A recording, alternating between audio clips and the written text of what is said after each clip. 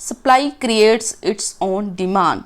This statement is not new to the students of commerce, economics, or management who have studied the economic subject or as an option. आज का जो video है वो हम supply creates its own demand के ऊपर है और इसी के साथ हम ये भी डिस्कस करेंगे कि सेल्स लॉ ऑफ मार्केट क्या है, क्या इसका क्रिटिकल इवैल्यूएशन हो सकता है और किसने ये क्रिटिकल इवैल्यूएशन किया है और ये लॉ जो है किसने दिया है। जी हाँ, बिल्कुल। वीडियो को शुरू करने से पहले आप सबसे मेरी एक रिक्वेस्ट है कि चैनल को सब्सक्राइब कर लें और ज़्यादा से ज़्यादा शेयर, लाइक और कमेंट ज़रूर करें। वेलकम यू ऑल इन अनजान क्लासेस द कॉमर्स हब। जो supply creates its own demand, सेल्स लॉ ऑफ मार्केट, या ये जो दिया किसने है वो दिया है जीन बैप्टिस्ट से ने, जिसको हम पॉपुलरली कह देते हैं JB से। In the words of JB Say, supply creates its own demand. According to him, आप लोग प्रोडक्शन करो, प्रोड्यूसर को प्रोडक्शन करनी है, बस जो सप्लाई होगी वो अपने आप ही क्या कर लेगी, डिमांड क्रिएट कर लेगी। क्यों? क्योंकि वो कहते कि मार्केट में अगर कोई भी प्रोडक्ट अवेलेबल है तो हम कुछ अजम्पशंस उन्होंने दी हैं, अगर आप उन अजम्पशंस को अप्लाई करते हो तो डिमांड ऑटोमेटिकली क्या हो जाएगी, क्रिएट हो जाएगी। आओ चलते हैं अजम्पशंस को डिस्कस करते हैं। वो अजम्पशंस क्या हैं? पहले क्या है अजम्पशन, परफेक्टली कॉम्पिटिटिव मार्केट। जी बिल्कुल, जो हमने लास्ट लॉ डिस्कस किया था, क्लासिकल थ्योरी डिस्कस की थी, उसमें भी हमने यही अजम्पशन की थी कि जो मार्केट है और जो इकोनॉमी है that will be perfectly competitive market और इकोनॉमी। यहाँ पे जो भी आपने परफेक्ट कंपटीशन मार्केट में पढ़ा हुआ है वो सभी फीचर यहाँ पे एप्लीकेबल होंगे। नेक्स्ट है फ्लेक्सिबल प्राइसेस। तो जब हमने क्लासिकल थ्योरी ऑफ एम्प्लॉयमेंट की है वहाँ पे भी हमने फ्लेक्सिबिलिटी ऑफ प्राइसेस का जो टॉपिक है वो डिस्कस कर चुके हैं। वहाँ पे यही था कि प्राइसेस क्या होंगे, फ्लेक्सिबल होंगे, किसी भी प्रोडक्ट के प्राइसेस अप्स एंड डाउन्स हो सकते हैं। नेक्स्ट है मनी अवेल। कहते कि मनी अवेल, मनी जो है एक मीडियम ऑफ एक्सचेंज की तरह आप यूज़ करोगे, मीडियम ऑफ एक्सचेंज। ये आपने ध्यान रखना है कि मनी को आपने और किसी पर्पस के लिए नहीं यूज़ करना, जैसे कि हम उसे सेविंग के लिए यूज़ करते हैं, बट यहाँ पे वो एज अ सेविंग के लिए यूज़ नहीं होगा। यहाँ पे क्या है, मनी को आप जस्ट एक्सचेंज वैल्यू के तौर पे ही लोगे। नेक्स्ट है नो होर्डिंग्स। यहाँ पे क्या है कि नो होर्डिंग्स होंगी, आप सेविंग्स नहीं कर सकते मनी की, आप प्रोडक्ट की सेविंग नहीं कर सकते, आप मनी की सेविंग नहीं कर सकते, तो ये आपने माइंड में ध्यान रखना है। नेक्स्ट है नो इंटरफेरेंस ऑफ स्टेट। तो यहाँ पे स्टेट क्या रहेगी, न्यूट्रल रहेगी। स्टेट जो है इंटरफेरेंस नहीं करेगी। अगर सप्लाई और डिमांड में कोई गैप आता है, कोई डिफरेंस आता है तो वो ऑटोमेटिकली एडजस्ट हो जाएगा। Next one is unlimited opportunities for labour and capital. जी हाँ बिल्कुल, supply of labour and capital in the economy is perfectly elastic. इनमें आप इंक्रीज और डिक्रीज कर सकते हो। कितना इंक्रीज डिक्रीज करोगे? Up to the level of output. अगर आपकी आउटपुट आपने 1000 यूनिट्स बनाने हैं तो उस केस में सपोज करो कि 1000 यूनिट्स बनाने के लिए 100 लेबर लगती है, तो आप अप टू 100 लेबर तक क्या कर सकते हो, फ्लेक्सिबिलिटी ला सकते हो, लेबर्स में इंक्रीज और डिक्रीज कर सकते हो। पहले आपने 60 लगाई, आप 70 लगा रहे हो, 80, 90, और जब आपने 100 पूरी अप्लाई कर दी तो आप अपनी प्रोडक्शन का जो लेवल है उसको आप अचीव कर लोगे। इस पॉइंट ऑफ व्यू से उन्होंने कहा है कि unlimited opportunities for labour and capital up to the extent of production level. ये बात यहाँ पे कही गई है। नेक्स्ट है the large extent of market. Market का क्या है, मार्केट एक बड़े लेवल के ऊपर होगी, जितनी आपने प्रोडक्शन की है उतना ही साइज उसका बढ़ जाएगा। ये चीज़ आपने ध्यान कर रखनी है कि अगर आप 1000 यूनिट सेल कर रहे हो, मार्केट में सप्लाई कर रहे हो, तो मार्केट का साइज उतना ही बड़ा होगा। जैसे जैसे आप मार्केट में सप्लाई करते रहोगे उनका क्या है, साइज मार्केट का बढ़ता रहेगा। नेक्स्ट है जी लॉन्ग पीरियड। तो ये जो लॉ है इसकी जो अजम्पशन है जो हम अभी पढ़ के हटे हैं कि ऑटोमेटिक एडजस्टमेंट होगी, यहाँ पे गवर्नमेंट का इंटरफेरेंस नहीं होगा, ऑटोमेटिकली अगर कोई डिमांड सप्लाई में कोई गैप आता तो ऑटोमेटिकली हो जाएगा। सो वो जो मैकेनिज़्म है, जो ऑटोमेटिक मैकेनिज़्म है, वो कहाँ पे फॉलो होगा? वो फॉलो ही लॉन्ग टाइम पीरियड में होगा। बिल्कुल जी, लॉन्ग टाइम पीरियड में तो एग्रीगेट डिमांड और सप्लाई एक दूसरे के इक्वल ऑटोमेटिकली हो जाएंगे, क्योंकि कभी ना कभी वो जो जिन पर्सन्स ने या जिन कंज्यूमर्स ने वो चीज़ परचेज नहीं की तो वो इन फ्यूचर वो चीज़ परचेज कर लेंगे। सो यहाँ पे ये अजम्पशन भी रहती है। Production according to consumer preference, बिल्कुल अगर आप कंज्यूमर प्रेफरेंस के अकॉर्डिंग करोगे तो सेम जितनी आपने सप्लाई की है उतनी ही डिमांड में कन्वर्ट हो जाएगी। बिल्कुल, कोई ऐसा प्रोडक्ट है जो आपको पसंद नहीं है, आप क्यों परचेज करोगे? बट वो प्रोडक्ट आपकी प्रेफरेंस के अकॉर्डिंग है, आपकी रिक्वायरमेंट के अकॉर्डिंग है, then you will definitely purchase that product. So ये अजम्पशन भी यहाँ पे रहेगी।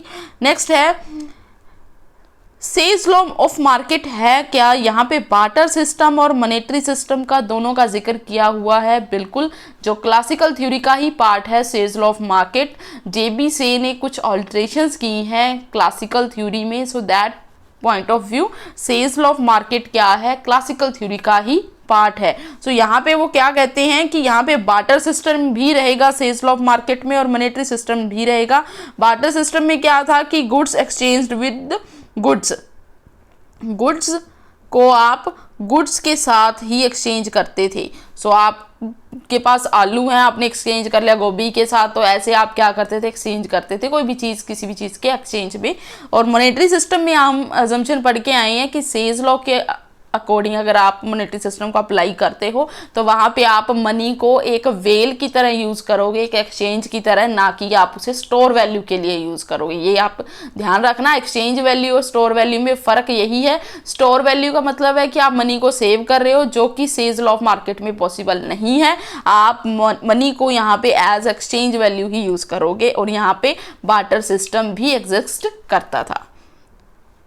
नेक्स्ट है जी मॉडर्न स्टेटमेंट ऑफ सेल्स लॉ ऑफ मार्केट। तो यहाँ पे दो जो इकोनॉमिक्स हैं, ऑस्कर लेंगे और प्रोफेसर पिगू, जिन्होंने क्या किया है सेल्स लॉ ऑफ मार्केट में एक छोटा सा मतलब ऑल्ट्रेशन किया है, चेंजेस किया है। तो वो उन्होंने क्या किया है, वो कहते कि अगर आप कोई चीज़ प्रोड्यूस कर रहे हो, जो प्रोड्यूसर है वो कोई चीज़ प्रोड्यूस करते हैं, सो उस केस में क्या है कि वो प्रोडक्शन करेगा।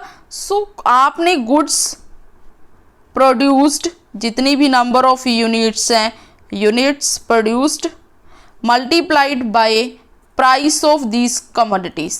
तो ये क्या हो गया? P1S1। दूसरी तरफ क्या है?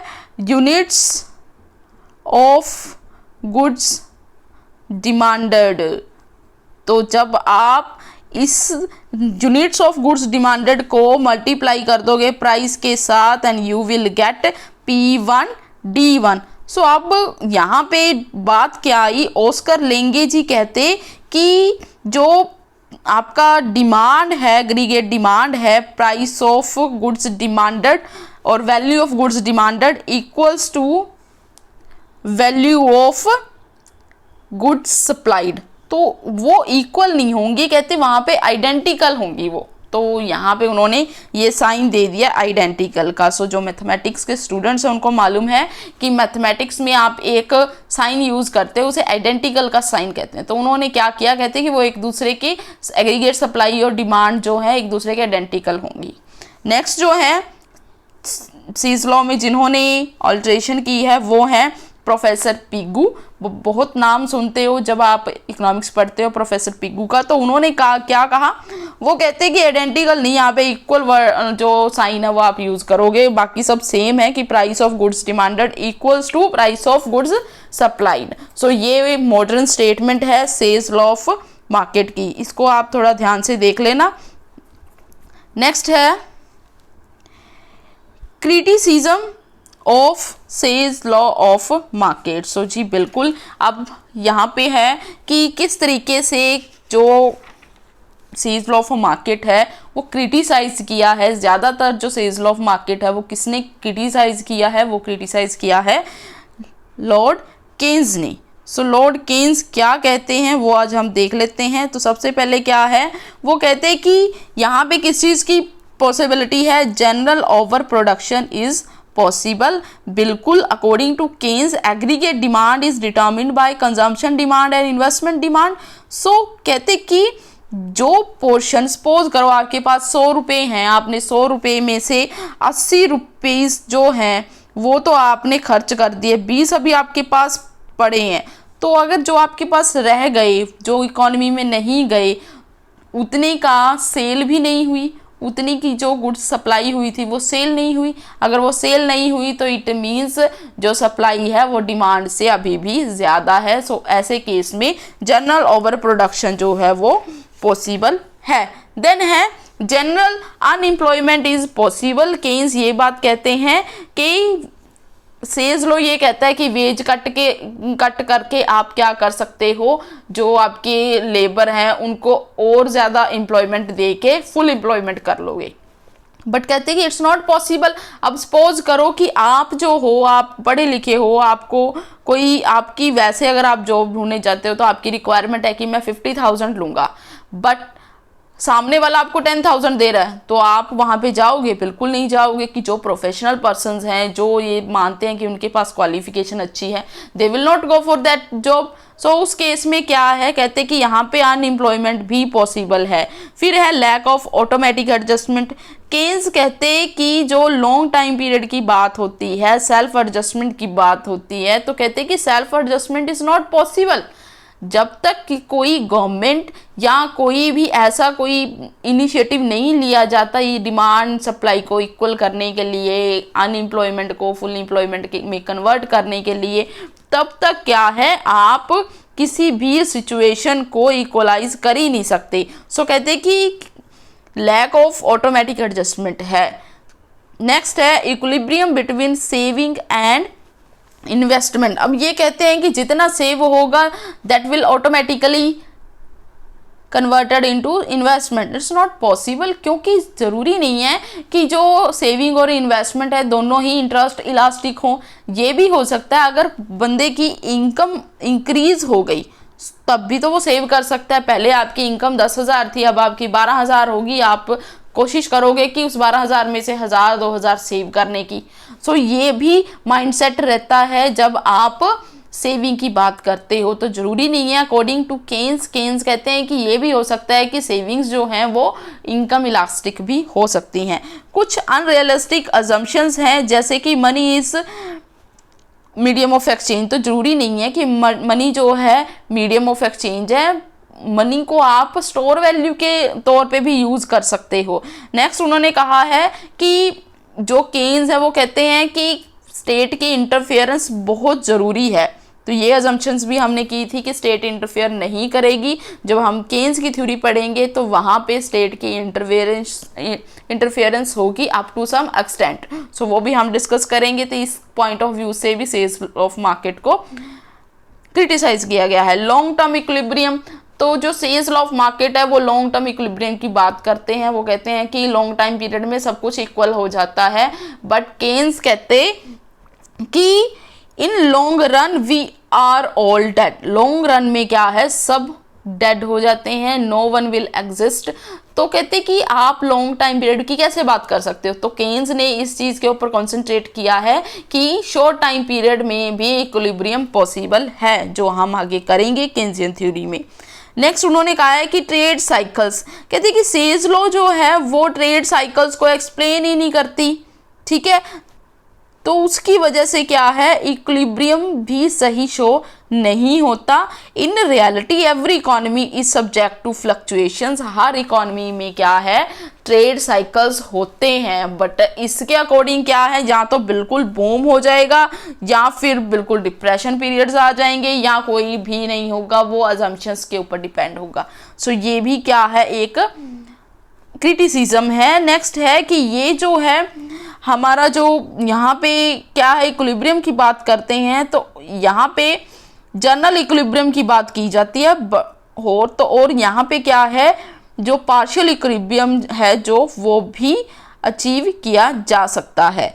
अंडर एम्प्लॉयमेंट इक्विलिब्रियम भी पॉसिबल है, सेज लॉ ऑफ मार्केट कहता है, क्योंकि ये क्लासिकल थ्योरी के ऊपर बेस्ड है, तो ये कहते हैं कि फुल एम्प्लॉयमेंट इक्विलिब्रियम ही पॉसिबल है। बट नहीं, अगर आप केन्जियन थ्योरी पढ़ोगे तो वहाँ पे भी आप पढ़ोगे कि जो अंडर एम्प्लॉयमेंट इक्विलिब्रियम है वो भी पॉसिबल है। सो फुल एम्प्लॉयमेंट इक्विलिब्रियम जरूरी नहीं है कि सब इकोनॉमीज में हो, अगर केन्जियन थ्योरी के अकॉर्डिंग चलते हो तो अंडर एम्प्लॉयमेंट इक्विलिब्रियम भी पॉसिबल है। सो ये थी आज की हमारी थ्योरी, और जो हमने डिस्कस किया सेज लॉ ऑफ मार्केट, इसमें आज हमने किया supply creates its own demand, इस स्टेटमेंट की एक्सप्लेनेशन की है, हमने सेज लॉ ऑफ मार्केट को पढ़ा है और उसका क्रिटिसिज्म भी किया है। सो आप सबका बहुत बहुत शुक्रिया, धन्यवाद, थैंक्स। और ज़्यादा से ज़्यादा यही कि चैनल को सब्सक्राइब करें, लाइक करें, शेयर करें और बेल आइकन को दबा दें। Thanks for watching.